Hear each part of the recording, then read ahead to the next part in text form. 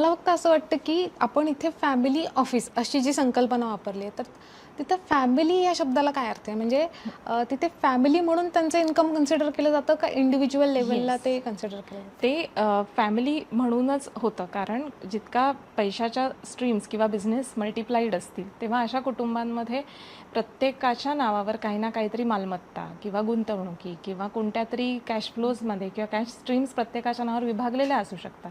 त्या अनुषंगाने सगळ्याच गोष्टी बदलत जातात, नॉमिनेशन्स म्हणा किंवा मालकी हक्क म्हणा.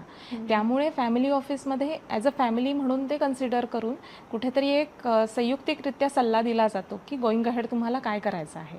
आपण जेव्हा आपल्या कुटुंबांबद्दल बोलतोय ना, तेव्हाही आपण अशा गोष्टींचा विचार करून पुढे जाऊ शकतो. आणि अगदी मोठी टीम नाही, पण व्हर्च्युअल एक टीम आपल्यासाठी असावी ह्या पद्धतीने आपण नक्की बघू शकतो की फिनान्शियल प्लॅनिंग करायचं झालं तर अनबायस्ड पद्धतीने मला कोण सल्ला देऊ शकेल की जेणेकरून मला माझं आजचं काय आहे फिनान्शियल स्टेटस किंवा माझी स्थिती आणि मला भविष्यात काय करायचे त्याबद्दल क्लॅरिटी येईल.